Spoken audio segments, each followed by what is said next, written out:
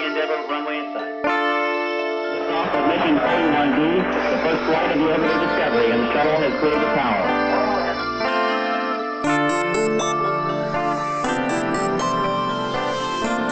One philosopher asserted that he knew the whole secret.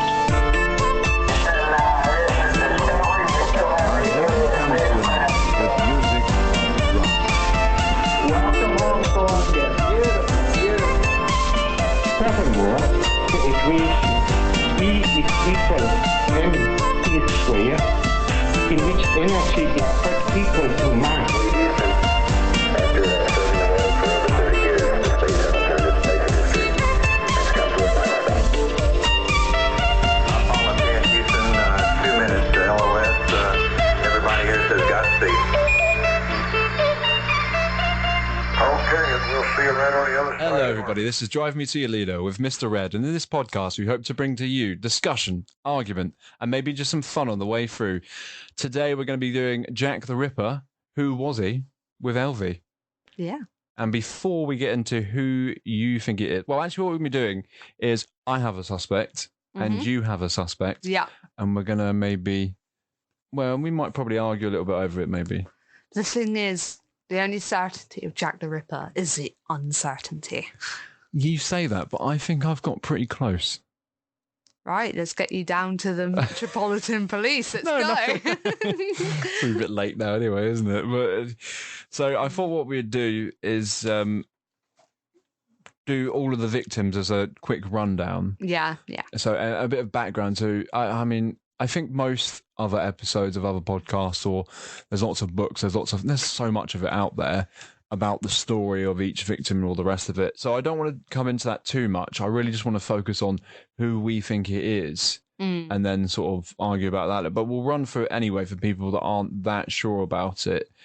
So in basically between the late summer of 1888 and about November 1888, there were 5 murders, and they were connected together by people as being by the same person, who was then called Jack the Ripper.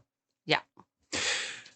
Now, there's other murders, isn't there? There's a couple before and a couple after. And you can get into that. But there's 5 that are considered to be basically exactly the same. Canonical. That's what they say. Yeah. And this was in East London. When I say about East London, I don't mean like these days where you get all the boroughs that go outwards.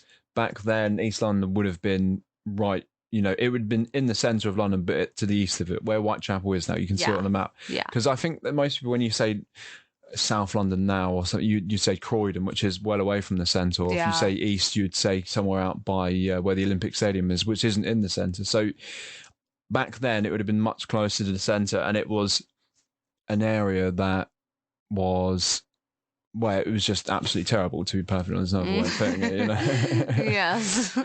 Well, anyway, should we go through the victims and we'll run through it that way? Go on then. Run through it, Mr. Red. Oh, you want me to do it?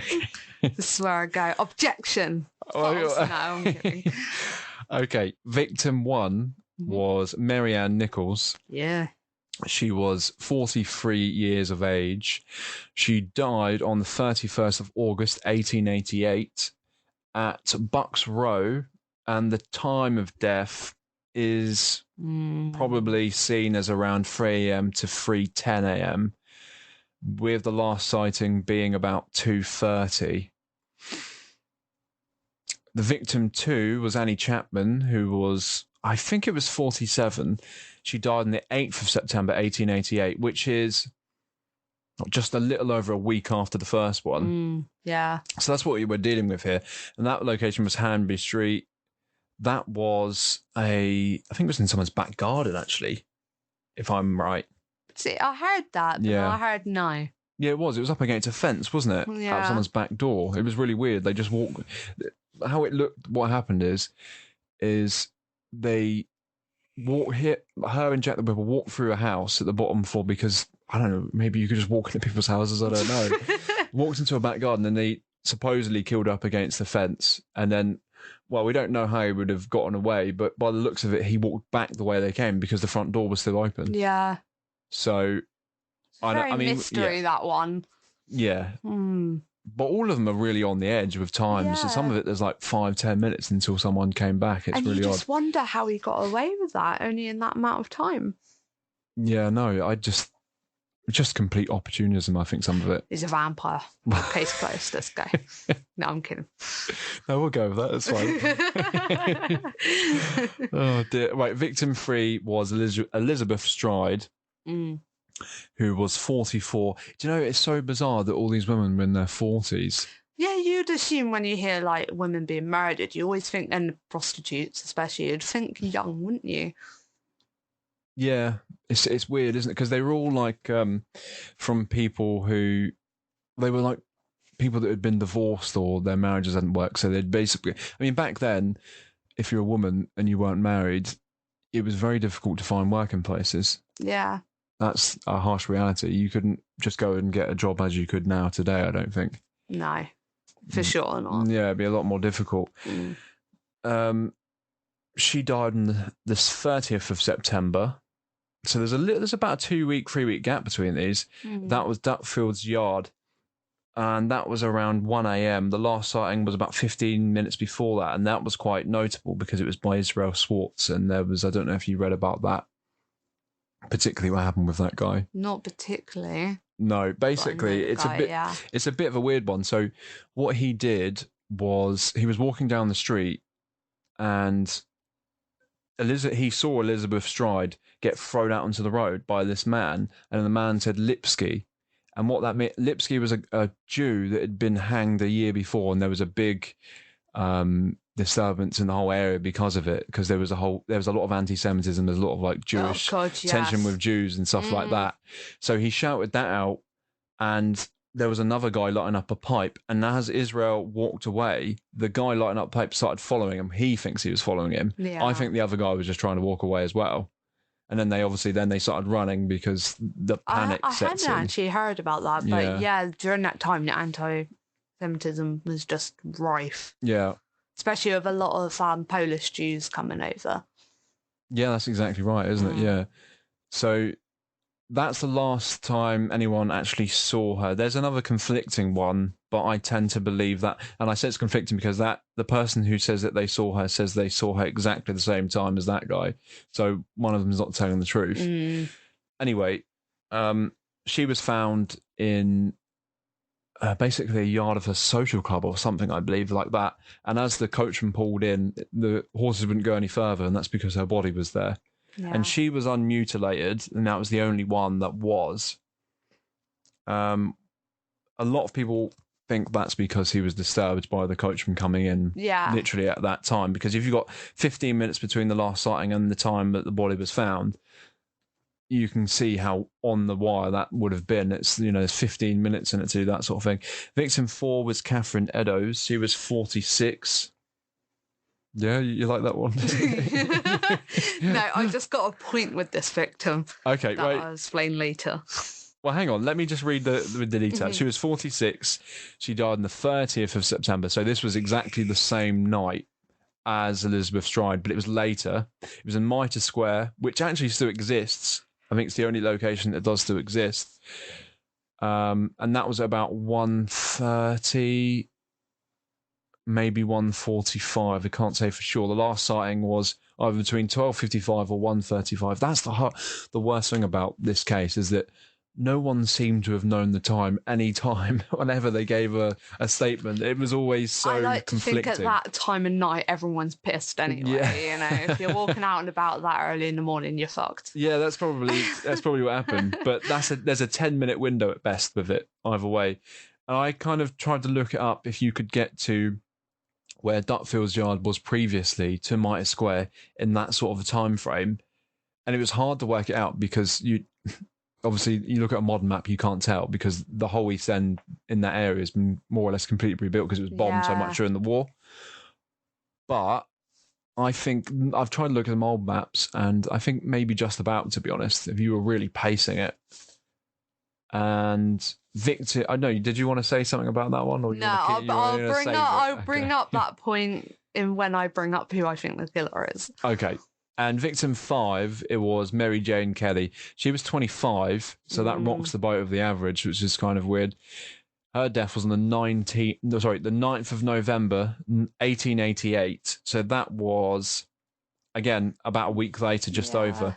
That was in 13 Miller Court. It was in her own rented bedroom, pretty much. That was between very conflicting, but I think most people put it down to about 1 to 2 a.m. in the morning. The last sighting was by a guy called George Hutchinson at 2 a.m. But there's people on that one who say that they saw it like 10 in the morning that morning. It was like, well, that can't be true. Yeah. It was like it can't be true at all. So yeah, that's the five canonical victims, as you would say. Yes. But yeah. Maybe we should just get straight into who we think did it. I'll let you start. Oh, you want me to begin? Yeah. Hang on. Let me get my suspect up on here. So I think it was this guy called James Kelly. He's not a complete unknown suspect. No. There's been one guy who said that it was him, and he traced them back to the US and said he did similar killings. But about that part, I'm not so sure about because it's unconfirmed. But there's one photograph of the guy. I think he looks like, well, a normal guy of the time, I suppose. But at the same time, it's someone that does fit in with a lot of the statements. I don't want to get too much into it because we can discuss it a bit more. But maybe you want to list who yours was. Did you want the page up as well? Yes. There you go. So mine is popular suspect. It is. It's Aaron Kopinski. Have I said his name? Kosminski. Kosminski. Or was that a misdirect or something that I'm going to bring up in my point about him? You think it was a guy with a similar name? I know all of them. Could be. I'm not like a ripologist or whatever it is. I don't really. But I've took an interest in this over the years, so I've kind of got I don't know. But yeah, he was a barber at the time, and so if you're not familiar, back in the day, barbers did more than just cut your hair. They also did services for boys, anatomy-wise. They also knew a bit of surgery. Oh, okay, that's very interesting. I didn't know that. That's why the barber pole colours are red and white. No, I knew that. But it was mostly like a navy thing, wasn't it? I didn't realise it went that far into the 1800s. It did. In fact, a lot of them used to snip boys so they keep their voice high for choirs and stuff. I didn't know that. Yeah. No, I actually. Oh, there you go. No, I knew why the red stripe was there and all that, but I didn't realise it was. I didn't realise it went that late into like 1880s and that sort of stuff. I thought by that point it'd gone a bit better. No. Oh well, I guess if you got no money, then again, it's not as if the NHS is there, is it? So yeah.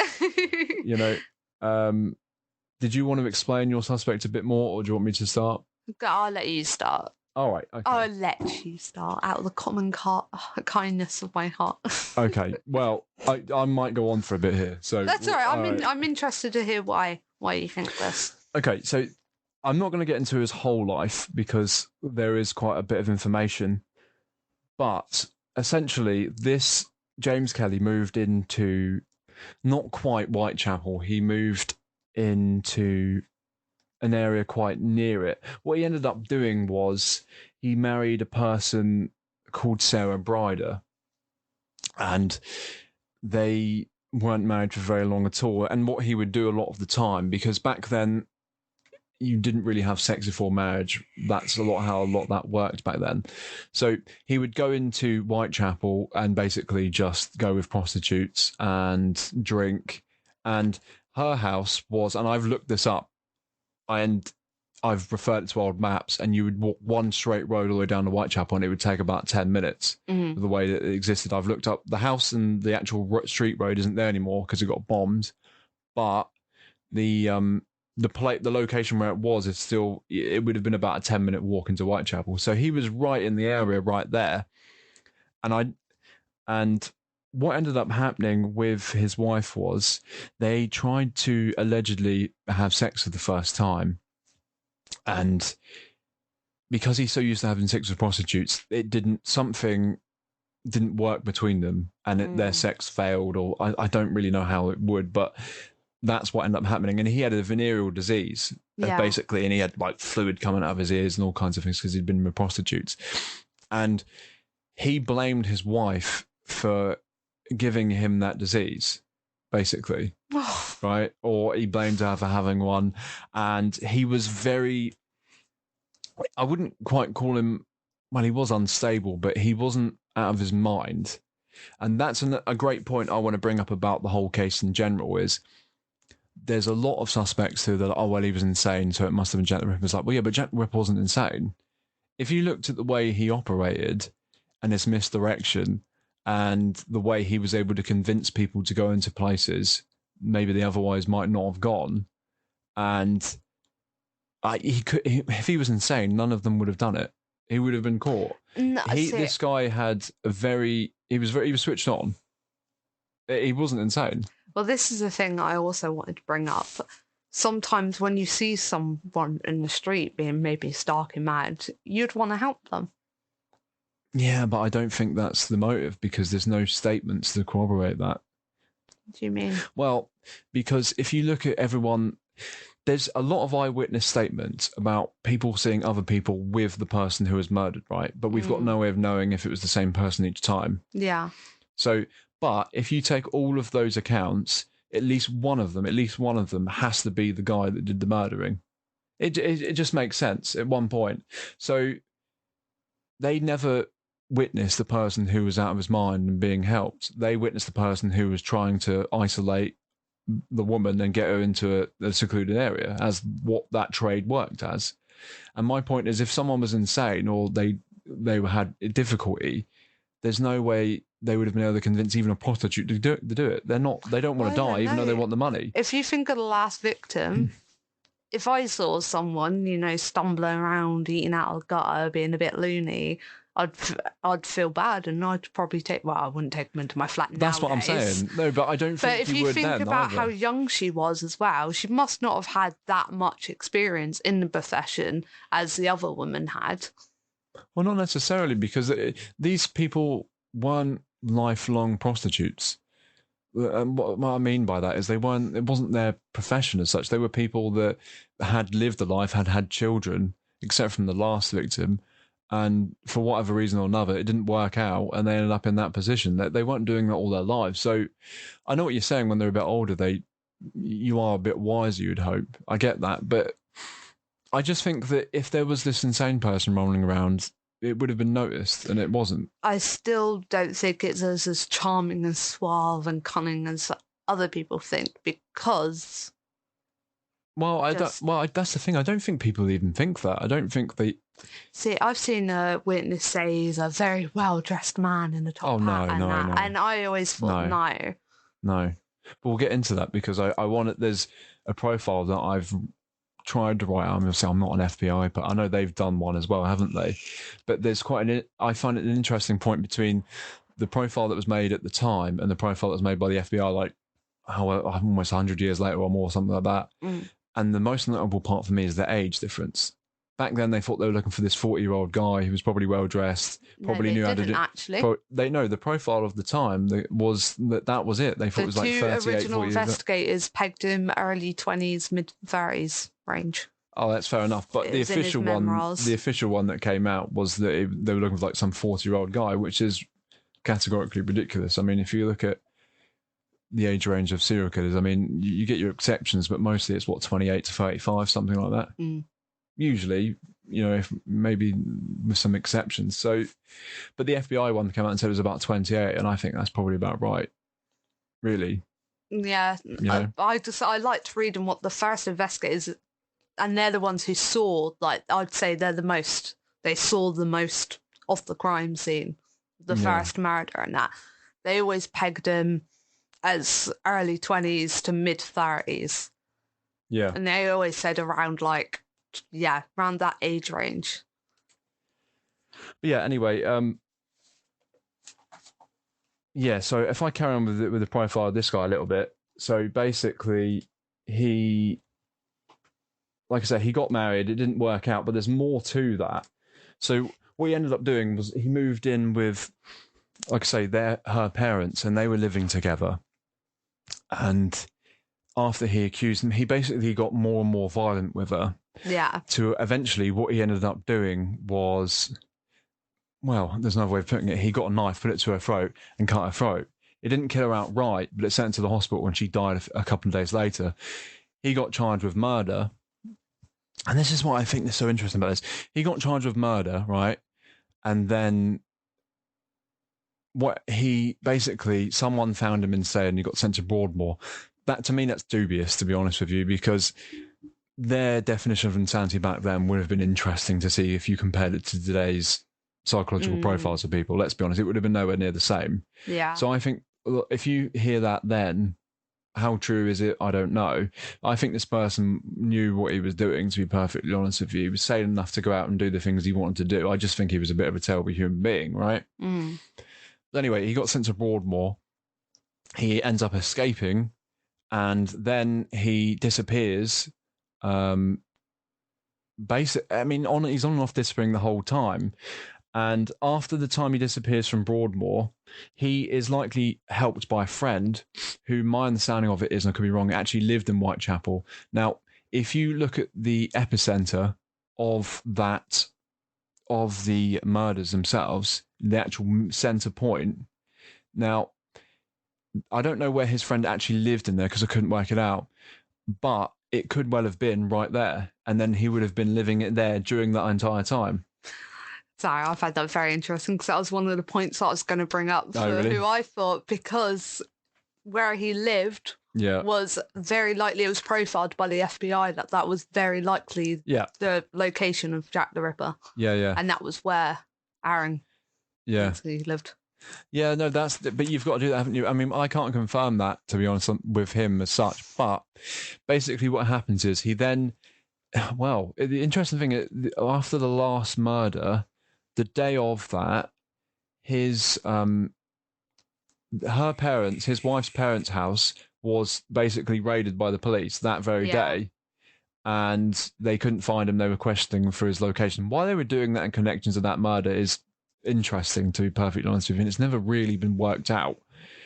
Whether it would be a case of, there's a guy escaped from Broadmoor, maybe this is the guy we'll try and bring it. But that's pretty left field to just come out of that. So someone must have thought, well, this guy was...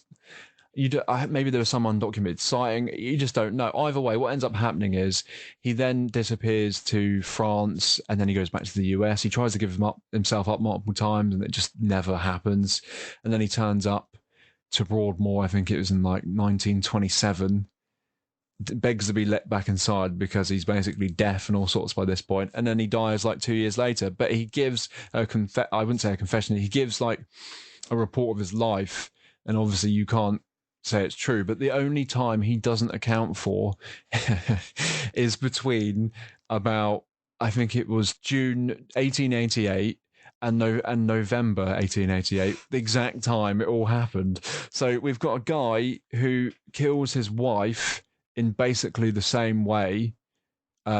His motive is that he despises them because of the venereal disease, right, which ruined his marriage essentially at that point, even though he ruined his marriage. And he never accounts for that time at all, even though he was very likely in that area the whole time, because the guy who helped him escape lived in that area. So where else was he going to go? Either that or he lived with her parents, but he was raided and he wasn't there. Maybe he would have been there at that point. He would have been known by all the people in that area, and he would have liked to have been known by the victims themselves. And that's probably what made him feel safe, because he would have been someone who would have been with those people before potentially and not killed them. And I find that interesting, because I always thought to myself, if these people are getting killed, why do these women keep doing it? And you've got the obvious answer, which is, because they need the money and they've got no other choice. And that's fair enough. I get that. But they would still be cautious about who they're going to do it with. You would feel, wouldn't you? But then again, that's what you feel. It is. But at the same time, if it was, you would be more likely to be like, I know this guy. He's been with such and such. I feel okay, I'm not going to die here. Well, it depends if they have a pimp. Well, you know what I'm saying? A pimp can force them to do it. Otherwise, they'd get beaten. Yeah, but I don't know if that was really the case there in that period, because if you really to be think about honest. prostitution nowadays, or sex trafficking and that, Yeah, but there's never been any connection of any sort of gang and pimps with these victims. I'm not saying there wasn't, but you'd thought something would have been mentioned somewhere. Do you know what I mean? I don't know. Either way, I feel like it'd been someone that would have been known in that area. I mean, that could work with your suspect as well there, to be fair. But this would have been a guy that would have drank in the same pubs as them as well, because he was known to go out and drink. So it would have been someone that would have been known. And the only time he doesn't account for his whereabouts is the exact time everything happens. And he even states that he was on a rampage for that entire period. Now, what does that mean? He's probably blackout drunk for most of it. Exactly, but what does that mean? And I don't believe he was insane, because he was cognitive enough to keep returning and trying to get caught and all the rest of it. And it's the misdirection part that I find completely interesting. So there's a part with Jack the Ripper where he escapes one of the murders, or he's being chased by bloodhounds, or I can't remember the exact thing, and he writes on the wall, the Jews are the people that will not be blamed for nothing. And he writes that in one of the markets. And the reason there's no photograph of it is because the police had to remove it before everyone came to work. But how do we know that was that Ripper? I think it's because there was he wiped his hands with her shawl, and it was right on that location. Who's sure? It was one of the victims. Was it victim 4 that I cheered for? Could have been. Yeah, it could have been. The one that has DNA. I don't agree with this at all, the DNA stuff. It's so ambiguous, honestly. Okay. Well, the thing is, like, in that there's been DNA stuff before, and it narrows it down to tens of thousands of people in that area, and it's like, well... But they also took DNA from the descendant of him, from his family. Yeah, but we also don't know how contaminated that has been over the years. We also don't know how they conducted that test, because they won't release it. There's a few things that, this isn't the first thing that's come out ever and said, well, this is, definitively proves it, because it never does. From what I remember, they did it twice. I need to look this up just to make sure I'm right. Yeah. But I'm pretty sure they did test it twice to be sure. But carry on what you're saying. Well, no, that's my reason thinking it's this guy personally. I think that he has the motive for wanting to do this. I think he has the opportunity. I think he has the location. I think he has the mindset to be able to do it. And I don't really see what else you particularly need. I mean, there's no conclusive proof, because there isn't with any of this. But that makes more sense. And it makes sense because this is someone that needed to get out of the place he was. I mean, think about this, right? So a house gets raided of the place that they thought he was, right? Yeah. Now, that's really important, because that means they suspected him of being in that area the whole time. The moment they raid a place, he disappears and escapes to another country, and then the murders stop. Well, that's a really big coincidence. The last murder, they raid the house of the guy they think it might be, and then everything stops. I think that's crazy. But I want to also point out that Jack the Ripper was very skilled at what he did. The removal of organs, he removed some of a lady's womb, which is a very delicate and small area. Someone without knowledge of anatomy, of cutting and slicing, wouldn't know how to do that. Yeah, I've always disagreed with that, though. I personally, because I've thought about this, so I've tried to visualize it in my mind how it would have been done, and I think he would have got behind them, strangled them, maybe with his hands to maybe death or near death. There be fingerprint evidence? No, there was actually evidence of hands being round necks on most of the victims. Yeah. Because you got to think about it. If you walk straight up behind someone and cut their throat while they're standing up, blood goes everywhere. And if you strangle someone, slow the blood down, put them on the floor, slice their throat deeply to make sure they're dead, right? And the first thing, I think he would have been right-handed, because on one of the murders, it was stated that he stood to the right of the body. Now, the first thing he did when he made a cut usually on the right side of the abdomen, he would take out the intestines and he would put them over the right side of the body. For me, that's a calling card, because every single victim, except from the one that wasn't mutilated, had the intestines thrown over the right side of on the right side of their shoulder. No matter what, that was the same thing that stayed. So that's how you know it's the same guy, right? If you're standing on the right side, you've got to do that with your right hand. So you get the intestines out, and then you put them over the right hand shoulder. Yeah. Either that or Yeah. your left hand, and you cut with the left, and then you take it out of your right hand. But even so, if you're taking it out of your right hand, you're still right-handed. Do you get what I'm saying? Yeah.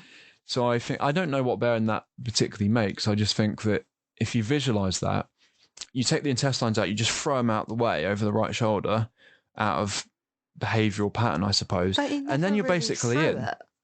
You never really threw it. You always displayed them very delicately, Well, we think that. We don't know. like an artistic piece. Well, but we don't know that's what was really happening. What it seems like to me personally is he threw the intestines out to get them out of the way because he wanted to get into the genital area. And people say, well, he had no experience. Well, he did, because he murdered 5 people. I mean, by the 5th murder, he would have known everything where the body was, right? He would have had a really good deal of experience. Well, by this that is the point. thing. You'd you know? think that, but considering the time frames between when the victims were last seen and found, after Oh, all yeah. that time and how rushed you were, you wouldn't have known all of that straight away in that amount of time. Well, no, but that's the thing. If you start at the first part and go to the last one, it develops.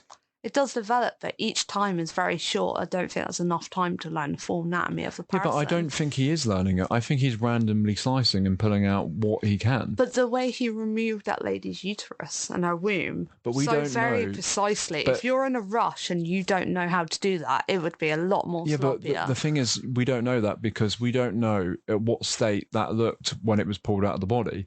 Now, it's very clear that he took it, right? But we don't know what it looked like. I mean, he could have cut through it like 4 or 5 times and took it with him. He, in fact, to be perfectly honest with you, he probably cut it into pieces anyway because he'd have had to escape with it, right? No, it was I- it was actually splayed out, one of them. I'm pretty What do you sure mean? her womb was splayed out on one of the victims. Well, I'm not so sure about that. But either way, there's a sloppy. I think personally, there's a sloppiness to it. If anything, I think if you look at the people that usually questioned about it at the time were people that conducted surgery, right? Now that's important because if you look at it from a surgical perspective, you're trying to keep someone alive, or you're trying to remove something in one piece so you can reuse it, examine it, whatever. But if a guy just kills someone and he wants to take something, it doesn't really matter. You're not trying to keep someone alive. You're not trying to keep it. You're not trying to do anything with it. It's just a trophy. You just pull it out. It doesn't need any kind of. So if you look at it from a certain perspective, you see it that way. But if you look at it from a guy who just wants something, it doesn't really come across the same way. But to me, the Jack the Ripper killings are very precise, very. I think there was only one victim where it was very sloppy and very rushed. I feel like the way they were killed and the way they were displayed, their bodies afterwards, I feel like it was less of a in the moment haste thing and more of a planned. I think there was a pattern to it. Yeah, I mean, in the way that he did it, I definitely think there's a pattern to it. In the sense that he would have done the same thing every time. But what I mean is, with pattern behaviour like that, he's going to do the same thing every time, but he's going to develop it each time so it will get longer, or there'll be certain things that change or get more advanced, right? Until you get to the last one where he's got all that time and he does whatever he wants. And you wouldn't look at that last victim and be like, well, he removed that really well. Well, it wasn't. It was just a butcher. It was just someone trying to cut someone apart. Do you know what I'm trying to say? I think you can think too much about that, maybe, but maybe that's just my view. Do you want to? Anyway, I've said all of my stuff. Do you want to get onto yours? Do you? Okay. There we go. If you want to. So I'm not going to go into his full history. Just know that No. he was a Polish Jew who'd come to London, lived near Whitechapel, like very close. All Yeah. the victims' murders Mhm. correspond with around where he lived. Yeah. Now, during the Jack the Ripper murders, he was actually arrested for having a dog out unmuzzled anyway. Mm. And they asked him what his name was, and he gave that name. The Alan name that Kosminski. everyone knows him as. Right. But then his brother, who came to court with him, Mhm. said, no, it's actually Abraham something like that. And they just said, no, call it Kopinski. And then they changed it again. Yeah. So he was already under police notice. They've noticed him. He's already had a little Mm. bump him. Yeah. the law. Right. And he also apparently did not like women. Yeah, but you've also, I mean, because I read into it a little bit, when he was put into Broadmoor, was it Broadmoor? He was put into some. It wasn't Broadmoor. Colney Hatch, was it? Yeah, it wasn't Broadmoor. Yeah, it was. Yeah, it was one of them. Because there was a few more. I mean, these days we just have like one or two in the country, Yeah. but back then they had quite a few, didn't they?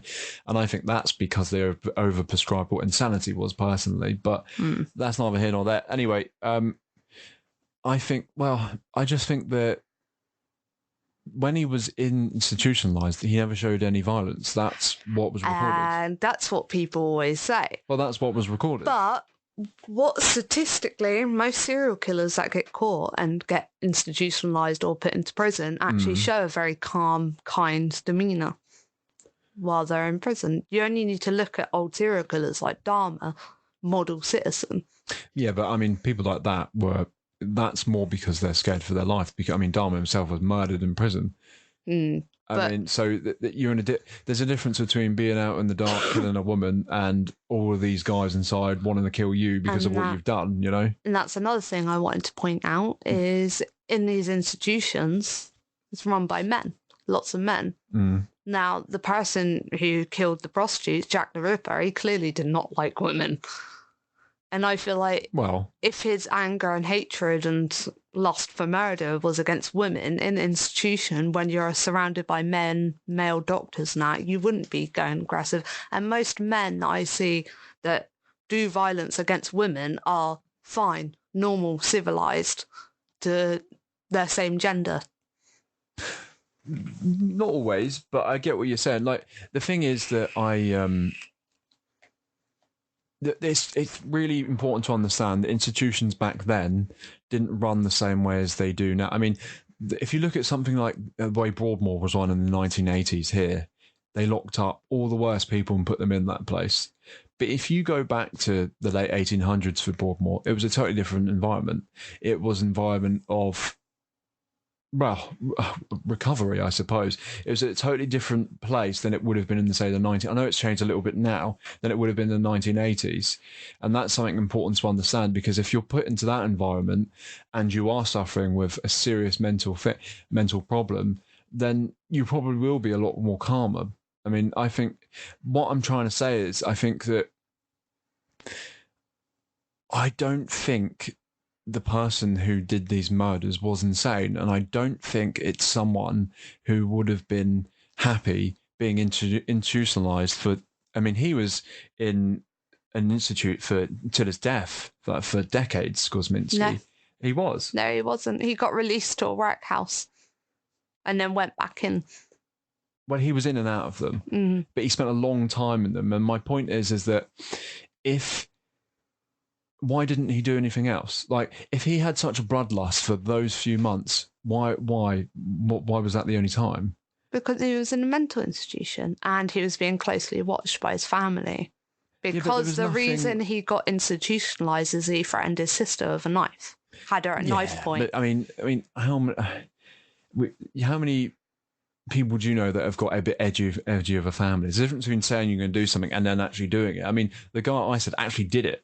Like, he actually did kill his wife, and he was charged for that. I think, you know, with this sort of, I don't know, because it's strange, isn't it? Because I think this thing of Jack the Ripper, where the mysteries surround him so much, people think that he's this figure of, like, he was insane. I don't think he was insane. I just think he was some weird revenge sexual sadist. I don't think there was any capacity. I mean, you look at someone like Ted Bundy, you wouldn't say he was insane. You would say he was clever and he just liked killing people. There was something wrong. There was something wrong with him on that front. But you wouldn't say on his day-to-day thinking that he was insane. He knew what he was doing. The guy that did these murders knew what he was doing. That thing that they wrote on the wall, that he wrote on the wall, which was very likely him, was misdirection. He was sane enough of the time to understand the political context of that area and use that context against it to slow down the police, which is exactly what happened. He misdirected everybody with that, and like, oh, maybe he's a Jew, maybe he's this, and it's like, or maybe he's just clever enough to misdirect everybody. And that's not the only case of that. The other case with the Elizabeth Stride, where he knocks her out into the street, it was very likely him. I mean, she was dead 10 minutes later. So it was very likely him, let's be honest. And the fact of the matter is, did he really care about Jewish people? No, she wasn't Jewish. Why would he? What's she got to do with it? It's like he just wanted to misdirect everybody, and he did it. It worked. This was someone that was very clever at what he was doing. Yeah. Because if he wasn't, he probably would have been caught, let's be honest. See, now, okay, fair point. You're doing your hair fair up point. here. It's getting serious, is it? It's like when Ash turns his hat around, is it? That's a fair point. But I'd also like to point out the issue of the first ever eyewitness who definitively saw Jack the Ripper's face, apparently to the first investigators. Okay, yeah. He identified who it was, but refused to give evidence against them, which he was a Jewish man, and there is something in their religion that basically you're not allowed to turn in a fellow Jew. Mm-hmm. So if the killer wasn't Jewish, why would he refuse to give evidence? I don't know, to be honest with you. The problem with a lot of the policing back then, it was just so conflicting. Let's be honest. I mean, I'm not saying doubting that at all. It could well be true. But, I mean, even you look at each detective even on the case, that it's not like it's almost like they didn't even work together because they've all got their own theories and opinions and it's all conflicting. It's almost like they weren't even working as a team. It's not their fault. I mean, detective policing at that time was... You know, I mean, they didn't have fingerprints, they didn't have nothing. I mean, it's not their fault, is it? But, I mean, it does build it up. And I'm assuming that he was Kosminski that he fingered, wasn't it? Yes. Yeah. So, allegedly, I will say allegedly, because what he wrote in the book was the last name. Now, this is also going to give into my kind of offshoot theory off my suspect. Right, okay. Is there was a few with that last name, few Polish Jews that had come to the country with that last name. Mm-hmm. We do not know it's straight up Aaron that he's talking about. No, that's true. It's pointed out that he was most likely the one they were referring to. I'd also like to point out that he had a brother, very sane, Polish Jewish, who could have, potentially. Maybe it could have been two people. No, I can't. I don't know. Maybe it could have been his brother, and he carried out the rap because he's the insane one. Maybe. I don't think you can say it was two people operating because there's no eyewitness testimony to back that up. There was two ladies who died after the canonical Ripper murders, who died in a very similar way, but they went off with two guys who looked like soldiers. Could have been Kaminsky and his brother, other Kaminsky. Maybe it's quite difficult, isn't it? I mean, there's quite a bit, like I said, there's quite a bit of misdirection as well. If we look at something like the From Hell letter, I don't know if anyone's ever seen this, but if you haven't, look it up. It's just chilling, actually, to be honest. It came to George Lusk, who was running like basically community police. He wasn't a police officer, it was like a community watch sort of thing, wasn't it? And like half a kidney it was a human kidney, wasn't it, that was sent with the letter, and it said From Hell and blah blah blah. But the way it was written almost like he was trying to sound like an Irish person or a foreign person. And it's difficult to say because people weren't very literate back then, but it was literate enough to write the note. So I'm not saying this person, it came from the killer, but there's a chance. There is I think the Dear Boss ones on that were most likely from media organisations trying to sell more. But the one I do put a bit of traction to the From Hell letter, we'll never really know. Yeah, well, that's the thing. So many different letters came through that were proven to be fake. The thing is, that one was written in blood and came with a human kidney. I mean, that's quite a statement when you consider that there was a part of a kidney missing from one of the victims. Yeah. So it's however, we're looking at someone who works in some sort of medical institution or medical education, or we're looking at the killer. There's no other people that could have done it. So do you know what I mean? It's like, well, unless you've got like a medical student who's having a joke, which isn't impossible. If it's not that, we've got the killer. Yeah. You know what I mean? That's why the only traction I put into that letter personally, but it's not conclusive, is it? No. And that's one of the problems of this case. Yeah. Because of the lack of evidence and the way things were run back then, it's very hard to come up with something nowadays. So there was, there was a woman who was murdered. When I'm not going to talk about the first one, who was like set upon by like 4 guys and killed and later died in hospital, because that one, I know most people are open there, but that one, I think it was Emma Smith, wasn't it? And that one just doesn't seem right at all. No, it doesn't. No. But the second one was Martha Tabram. I think you've heard about that. Mm-hmm. And she was, I think was she a prostitute? I'm not clear on no, that. I'm not either. Anyway, she lived in that area, and she was stabbed something like 40 times. And I do think personally, this is just my own opinion, that was the same killer, because I think that if you never murdered before and you murdered like that, you wouldn't murder like that again. And I think it's interesting because if to stab someone that many times, that's a motive of vengeance. That's revenge. That's like, I hate you that much, I'm just going to keep going. You know what I mean? Because at that point, the person's dead, or they're not ever going to recover. So, I mean, maybe like 5 times would have been enough. 40 times, 36 times, or however many times it was. Or if someone's scared and not very confident. Oh, no, but I mean... Because you could be scared and you can just keep going. Keep going out of fear. Stab, stab, stabby, stab. Yeah, but I think you get over 20-odd and you start thinking, no, this person means it, mate. I don't know. Yeah, I'm but not maybe so sure. you have like a weird numbers thing and you have to do it for you. No, that's a Jack the Ripper had OCD. Hey, that is actually a good point. He may have had OCD. Do you know what? I think he was a bit sloppy, personally. Should we go through? I made a little killer profile. It's a bit silly. Go on. Go through your profile. Let's try it. So I put he's likely between 28 and 30 age.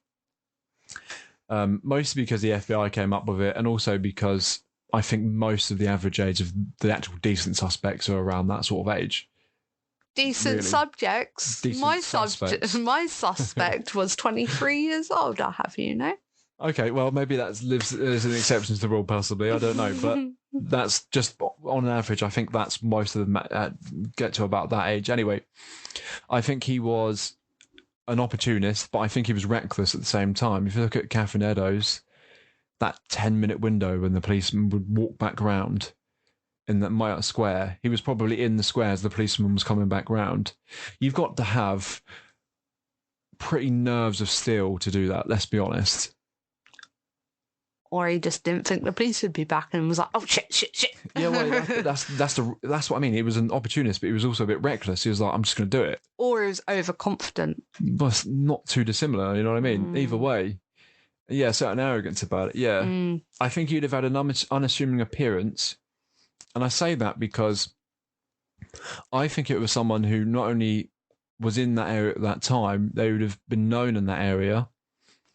They would have, like I say, they would have drank with the victims, potentially. They might have even been with them before, people that they know. And for him not to be picked out, he would have had to have an appearance that seemed exactly like most people that would have been there. Does that make sense? Or he's just a drunk Polish guy and he's just swinging them out in the street and they're like, oh, yep, that's Phil, let's leave him do it. Maybe. Anyway, I think this is a bit of a weird one. This might not be true, but I think he likely had multiple sets of hats. I know that's strange, but... So what's led you to multiple hats? Well, think about this. Every eyewitness report of someone that they said they saw him, or someone who said they saw someone with the victim and then they went off somewhere, they all had different hats. Right? I'm not stupid. I know it could have been like just all different people with different hats. But you think about it, if you take an average of all those eyewitness statements, all people that say they saw the victim or whatever, right? At least a few of those times had to be the guy. And every single eyewitness statement had them in a different hat thereabout. So this is a guy... Or he could have had the same hat and only one of the witnesses were right and the rest were all gobbledygook. No, but what I'm saying is I think it's important to note that, because it sounds stupid, but if you're really poor and you live in the East End, you can't afford 2 hats, right? So you'd have been knocking around with the same hat. Let's take brother's hat. But if you, but if you had at least some means behind you, I'm talking about a lot, but enough so you weren't destitute in Whitechapel, Maybe you'd steal clothes. This is what I'm saying. But anyway, there's just something to think So about. is it Prince Albert? That I one's had to ridiculous, bring isn't that it? up. That's ridiculous. Do you know, for the longest time as a child, I was like, it's Prince Albert. The monarchy did this, and they're all covering it up. Burn the monarchy. That's what I used to think as a child. I mean, the amount of eyewitnesses, you feel like he would have been caught. Like, They're oh, no, all it's covered the up. prince. They got some money. You think, oh, Tom up the road's got a new place now. Where do you get all that money from? Well, that's it. I suppose that's episode over. You've worked it out. You've cracked the case. It's Prince Albert. I'm gonna get sued by the Windsor family now, aren't I? Come at me. Anyway, Andrew's a nonce. anyway, I said he's very likely right-handed. I've pretty much already explained that one.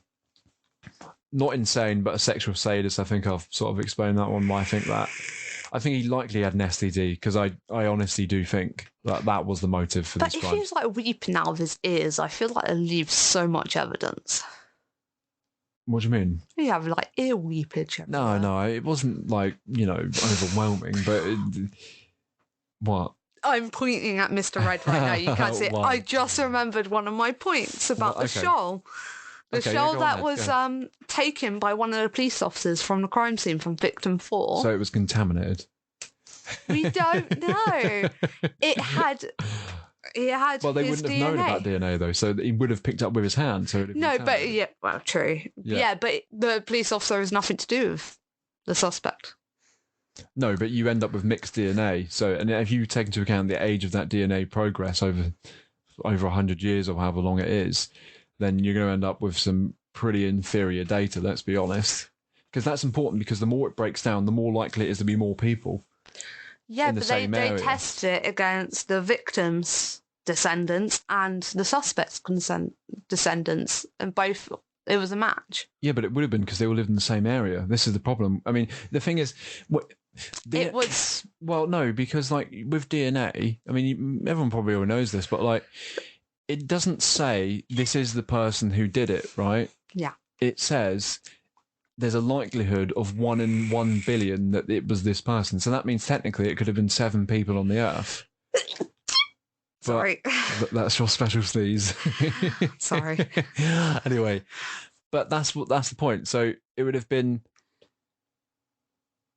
yeah. So like I say, it would have been 7 people on the earth. Now the likelihood of those 7 people all living in the same area is unlikely. But if you then contaminate that DNA, mix up other people's DNA, right? And then it ages over a long, long period of time. You then, even if you're not trying to, are going to contaminate that when you actually try and take DNA out of it. Yeah. So the guy who picks that up, the policeman, he's put his DNA in that. 100 years later, right, they try and test for all these things. Well, we don't know how many people that woman touched that night.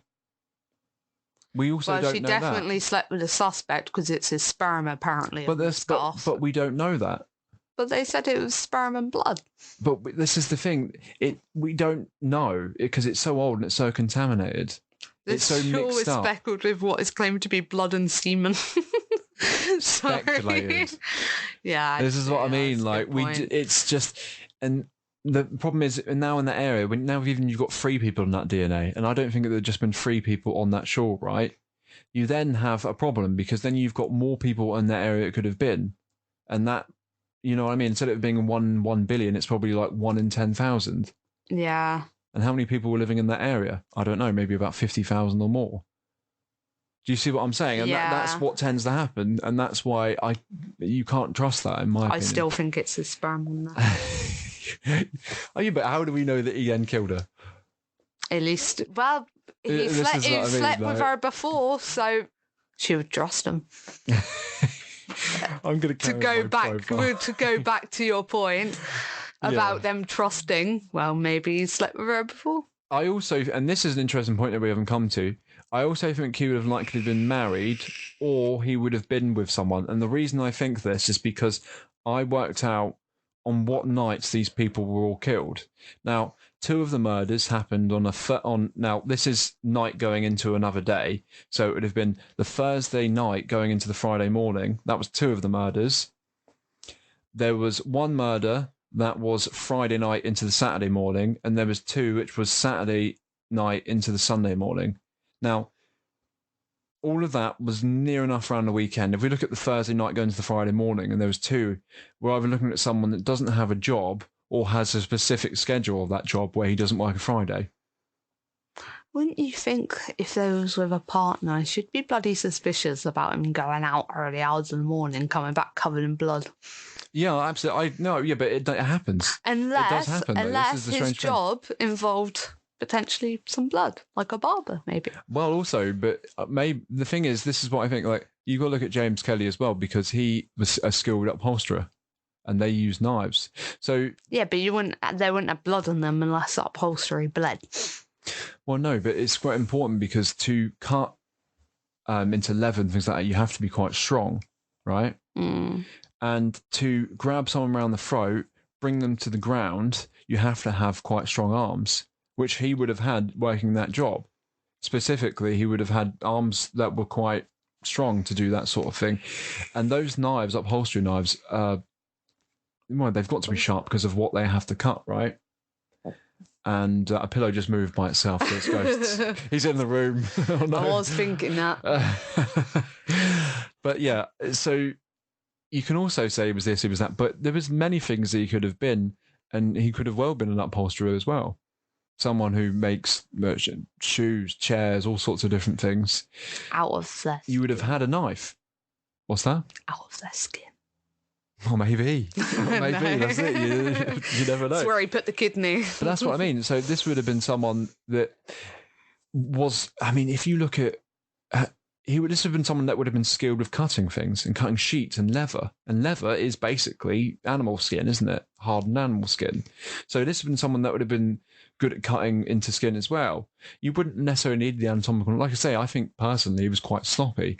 I mean, a upholstery knife, he's just slicing through it, moving it out of the way, getting to the thing he wants, and just trying to cut out whatever he wants, like it's like Christmas or something. I don't know, for lack of a better term there. But I just feel like that's what the person would have been like as soon as they got there. It would have been that rush, wouldn't it? That's what they're like, right? Yeah, but I feel like that would lead to sloppiness, and he was But that's- definitely not that sloppy because he did not get caught. Well, And, yeah, it's, but and we that's- would not still be talking about it to this very day. Well, even that, he was lucky. I mean, if you look at modern policing, I think he would have been caught 3 or 4 times over. Better don't lighting. Look, If he's part of the Windsors, why not? well, he'd have had better lighting. There'd have been CCTV, better eyewitnesses probably. They'd have had forensic evidence would have been through the roof. I don't know. Can we take the time to thank Jack the Ripper for helping us develop our policing and our forensics? You say that there was a social democrat sort of who turned around and said Jack the Ripper's done what we couldn't do and all of this stuff at the time. Because after that time they're like, we've got to make the East End a better place. Yeah. So yeah, there is that, I guess. I also put he was skilled at misdirection and lying. I don't think we necessarily disagree about that, right? No, we don't really disagree about that. Skilled with knife usage, I think potentially wanted, known to police. I think we both sort of are on the same way. Yeah, like I said with my victim suspect. Yeah, so I think he would have visit the same pubs as the victims. Potentially dense forearms, potentially an alcoholic. I think he would have drank quite a bit as well. But most people did then, so it's hard to say, isn't it? So. Then if he was an alcoholic, how did he manage to splay out their organs so nicely? I don't think he did. Art is subjective. Well. That brings me, one of the suspects when I was looking into this was a gay artist, actually. Oh, I don't put much into that, though. No, I that didn't. Sicker or something, isn't it? Yeah, I didn't put much into it. They're like, but he's gay. I was like, this doesn't necessarily mean he hates prostitutes. Yeah, I think he was just intrigued by the artwork of it in a dark sort of way. Yeah. You know what I mean? Yeah, So I just figured he was a bit of a weirdo. yeah, I did a similarities list as well. If you want to look at that, Yeah. so the similarities of the cases are the age of victims. Besides the last one, I don't know what to make about that. Well, the way It's weird, isn't it? I will say this as well. Being the youngest and around the same age as who I think did it. Right. know, or the maybe- average age of most of the suspects. Yeah, no, you said late 20s. Mine's yeah, 23. somewhere in between though. Yeah. The same age. And this victim was in her own home when it happened, and they're very close in age, you know. I'm just saying, I feel like that's a bit of a moment there. Do you know what I was going to say? I just think What you did personally say. that most of the prostitutes on the street were around 40 years old for the reasons that I've mentioned before. I think she would have been an exception being the age that she was. And I think she had a nickname. It was like Fair or something, wasn't it? Yeah, I She was, imagine like, blonde and being good-looking, that wasn't she? young and being a prostitute. So I imagine. so it sounds like she was like quite an exception. So maybe that's just all it was like opportunity, what's available to me. Maybe it was just that. But you know, See, I feel like he was they- opportunistic with his victims, not a vendetta. Well, it can be both though, can't it? Really? I mean, you can be both of those things, I think, to be honest. The only thing that irks me about it is that they usually have a type, don't they? Usually, yeah. Well, there is You know what I a mean? type per se, prostitutes. Well, yeah. But I then guess you're you right. always wonder if it's because they were prostitutes or because they were out in the open, vulnerable, easy to kill. Or maybe they all had venereal diseases and they knew about it. I don't know. You just No. don't know. But this is the thing, like prostitution back in those days, I imagine was really not safe. But these women are out vulnerable in the open. It could have been they weren't just specifically targeting prostitutes, the victims that they came across at that time of night, the ones that most likely to be on the street, be vulnerable, Yeah. be easy to hold down, strangle, kill, would have been these women. And you feel like the younger ones probably would have been picked up by men for actual relationships, maybe. Yeah. Whereas these people, generally the people that were tumbling out of relationships, so Yeah. they're on the other end. Yeah, I guess so. So I've put opportunistic killings. I think they all were really, weren't they? Multiple misdirections, all prostitutes, as we just said, all strangled / throat slit, intestines, right shoulder, which I put a lot into personally because it's every single one. So it's like I say, for me, that's a bit of a calling card personally. It's almost like this is me. This Less is so of a right calling shoulder. card, but maybe, like you said, it's definitely right-handed. It's just easier to It's a just pattern, isn't it? chuck it over, less Yeah. so than a calling card, more of a... Yeah, I guess calling card for like a pattern. It's a noticeable thing that you notice it's the same guy. Yeah. And that's why there was I don't know if you looked into the suspect George Chapman. I read a summary and I was like, no. Yeah, because he was like caught for poisoning, wasn't he, as well? Yeah. And I thought, well, that's a totally different Yeah, thing, that's isn't what it? I thought. As soon as You know? it had the similar MO, but it was poisoning, and I thought no, because he just would have poisoned them. Yeah, it's It a wouldn't have different game, innit? branched out. Yeah, And poison is one of those where they like to sit back and watch it. yeah. They don't like to be part of it. It's a whole different experience. It's a very isn't it? cowardly way to kill someone because you're very disconnected. It's not so intimate as going up to someone, slicing their throat and ripping out their intestines. Yeah, no, maybe you're right. I guess if you look at it, how these people they would look at it almost like a sexual way of doing it, and there's a different taste almost, isn't it? Does that make sense? Yeah. I did read the summary, but as soon as I saw about a poison, I was like, no, it's not him. Yeah, no, I thought the same thing. And there would have been lots of biological evidence. Killer was reckless, sloppy, likely seen. I think he was likely seen multiple different times, but the problem is there was so much going on that no one could nail it down. Maybe he was seen multiple times by Jewish people. You can point them out, but can't place any evidence against them because of something to do with their religion. Or maybe he was just mistaken. I mean, it happens all the time. Or it was his brother. Maybe. Or it was a different I think he would have. Kaminsky. What's that? Or it could have been a different Kaminsky, because there was a lot of them living there at that time. But there's also the theory that the police were biased looking at Jewish people because of the anti-Semitism in the area. So there's that as well. But I heard an opposite thought about that, looking into this, is that the police were hesitant to release information about a lot of it because they didn't want to have more anti-Semitism or riots Yeah, because of potentially. Yeah, So they kind of kept a lot of it under wraps. yeah, maybe. Maybe they could have found a killer, but maybe he'd gone to an asylum or gone to the US and they thought out of our area now. Maybe, but at the same time, you would have thought some of the lead detectives would have wanted that on their resume. Do you know what I'm saying? Yeah, you got a point there. So I'm not sure. I think if that had have happened, I think something would have been leaked, even if it was much later by now. Mm. Do you know what I'm saying? Yeah. But it never was. So, and I think, like I say, modern policemen would have caught the guy. So, Also, the Yeah. FBI that did look into the case did pick the same suspect as I did. yeah, that's fair enough. But Using actual profiling and looking at details and stuff. my And one, doing it as how they would do in the modern day. yeah, my one problem with your suspect personally is that it was someone that basically lost his mind, and I don't think it fit for me. That doesn't fit the psyche of the person who committed the murders.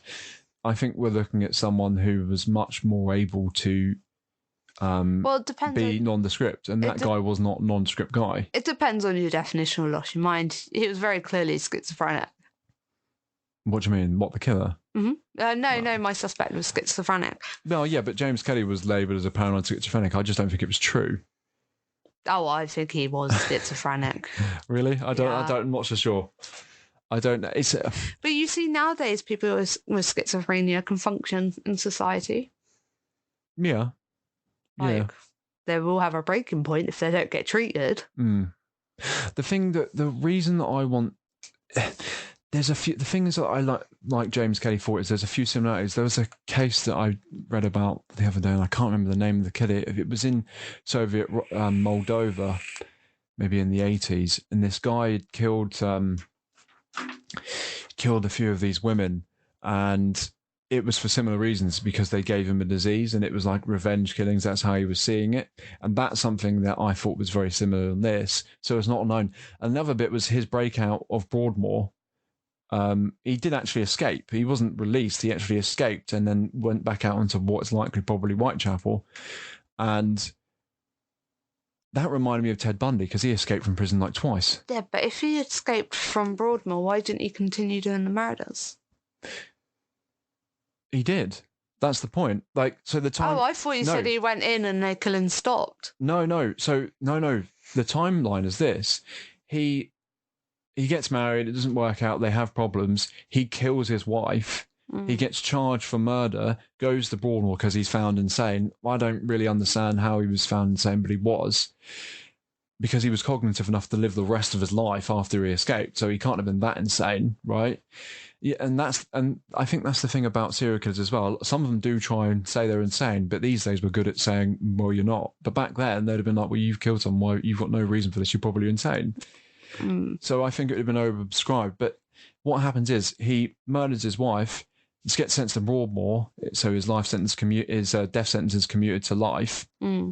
He escapes with the help of a friend, likely from Whitechapel. That he knew. And that's when it started. And then about a month or so afterwards, it begins. And when he goes back to Broadmoor, they let him in 1927. In his 1929, I think it is, basically read out of his life and what he's done with it, even though the events after a certain time can't be corroborated by anybody. The only part he doesn't account for is between about June 1888 and November, December 1888, which is when and he said himself in that period that he will not give any reason for, is when he was on a rampage. What does that mean? You've just escaped from Broadmoor. 5 women die indiscriminately. I feel like that is just a slip. He's like on a rampage, like he's very drunk or something like that, just very reckless with his life.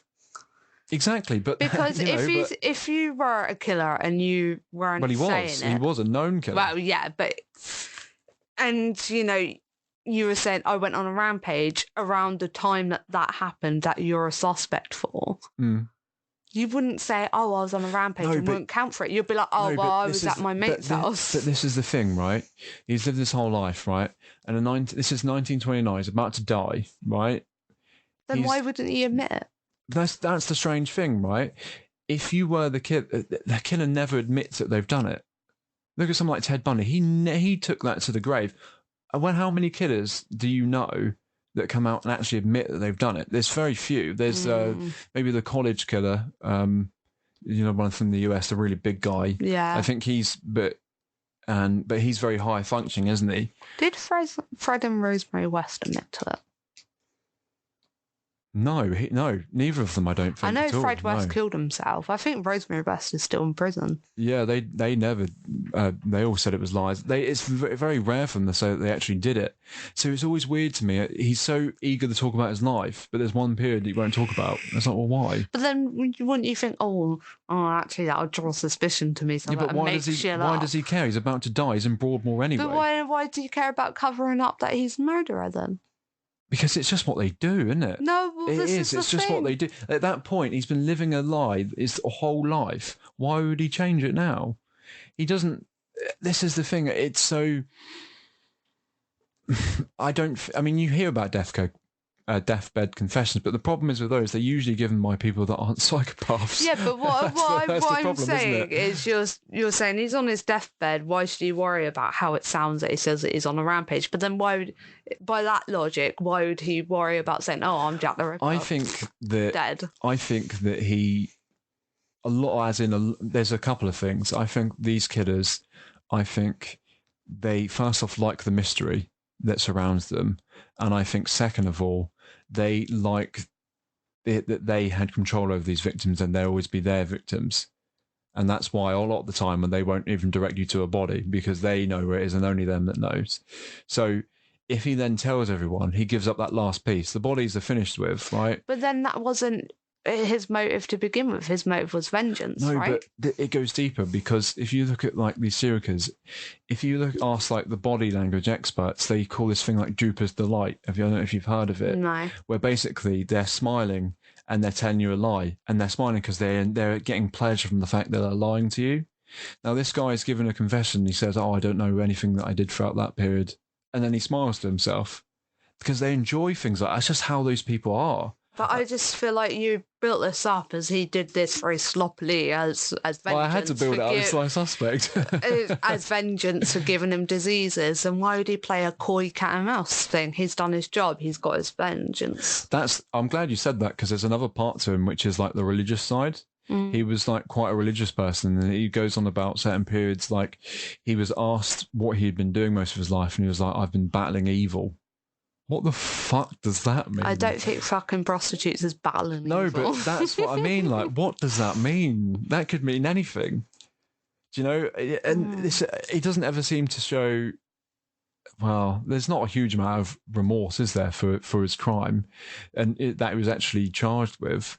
Maybe because killing his wife? He didn't show. Yeah, he any goes on the remorse run for that. like 3 or 4 times. Well, Like- that's all right. Bitch deserved it probably in his brain, you know. She was probably evil. That's who he was battling, his wife. That's what I'm saying, and he translates that onto his other victims. That's what I mean. Like, obviously, we'll never know, but Yeah. for me, I always find that guy quite compelling. The other guy who did like an 80s documentary, he found him compelling because he thought, "Oh, I've tracked him to the US and he did all these murders." And I don't know about that part. He was in No. the US, but I don't know. What I do know is there's a lot of things that fit together, and there's not a lot that says this guy wouldn't have had the opportunity and wasn't there at the time. But did you find what I found doing the research is you'd get convinced and then you'd see sign that gives you a slight doubt. And that's With the this same. guy, not so much actually, to be honest. Personally. It's just, well, that's a personal thing, isn't it? But I found a lot of looking at the suspects, I'd think, oh, and then I think, no.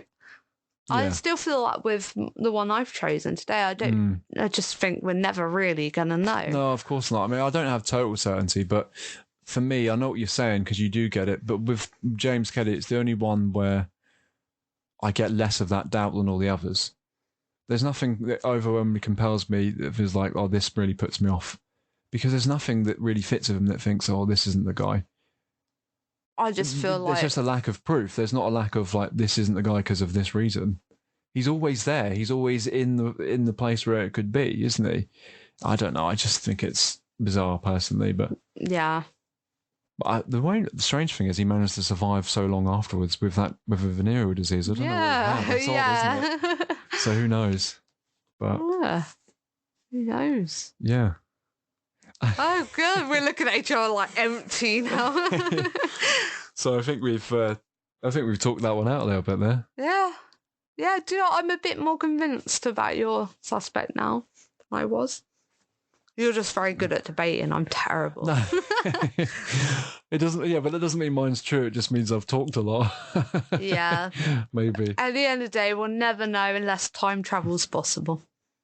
Well, you never know. But then, if time travel's possible, someone would have already found him out by now because it would have already happened. Yeah, if but you're gonna forgetting. follow Yeah, that but you're logic. forgetting about time travel law.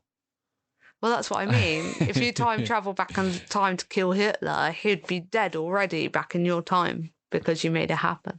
Oh no, we're now veering off into a completely different subject. I was on going to this take it further podcast. as well because I was going to say, according to Einstein's relativity, you can't. It's impossible to travel backwards in time, but you can travel forwards in time because you move. If you move as fast as the speed of light, you actually. Like it's what was the movie where they did that with Michael McConaughey? Do you know what I'm talking about? I know what you're talking about. It's What is IN it something, called? isn't it? Is it Interstellar? Interstellar, that's That was it. it. They do that and that, don't they? They go like 30 years. I didn't watch it all because it was just my brain. I can't stand Matthew McConaughey. I actually, I get it. I get can't it. stand Like him. he's that.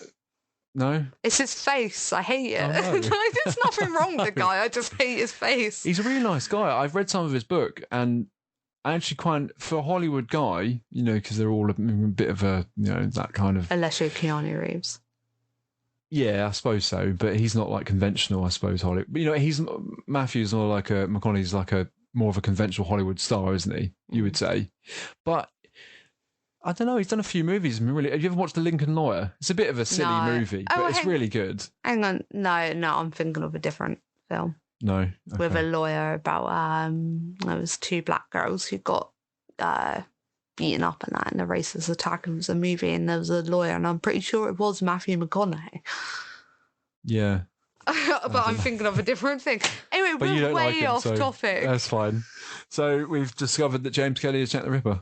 No, we haven't. No, I must admit the DNA and the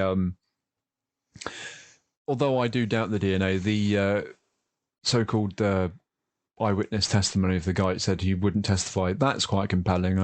But at the same time, we don't know if there was a realistic reason why. Or maybe he was just scared that he'd be next if he told. Yeah, told. well, you yeah, never that's it. know. And that happens as well, doesn't it? Yeah. So yeah. Well, anyway, I think we've achieved Jack the Ripper. We've become Jack the Ripper. Yeah, that's it. So I don't know if anybody else wants to send in what their theories are. Yeah, I'd be really interested to hear what everyone else thinks. A guy that I think it was Dark History podcast. He did an episode on Jack the Ripper, and his theory was it was Levy, something Levy. I want to say Joseph Levy, but I could be wrong. Isn't was Joseph quite Levy an funny. actor? I don't know. I think it was the wrong first name, but was it George Levy? It was something like that, and it was that was quite interesting. I didn't look into that too much, but I'd like to see how he came to that. I did see another theory about David Cohen, All right. but David Cohen was also a name used to describe a Jewish John Doe back in the day. And a lot of people are like, oh, it's David Cohen. But then someone in a book, I'm terrible at remembering, I read this a couple of days ago, Yeah. but someone in the book actually linked David Cohen to my suspect. No. Wow. So it was like two different guys, but the same person. Do you know what It's it gets so like? weird. It gets a bit like, you know, that meme of the guy on the whiteboard with the stuff everywhere. It gets a bit like that, doesn't Yeah. it? It's like, oh, all these things are connected. It's like, no, they're not. Oh, dear. But anyway, I suppose that's it then, isn't it? Yeah, Yeah. Well, thanks for coming down today. that's all right. Yeah. I had fun. Yeah.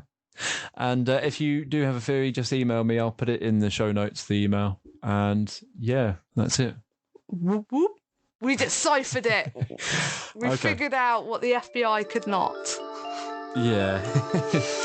Well, thanks so much. Cheers. Bye-bye. Copy Endeavour, runway inside. Liftoff of mission A1D, the first flight of the orbital Discovery, and the shuttle has cleared the tower.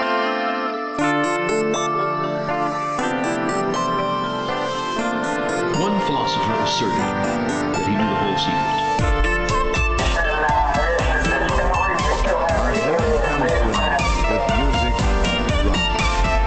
Welcome home, folks. Yes, beautiful. Furthermore, the equation E is equal mc squared, in which energy is equal to mass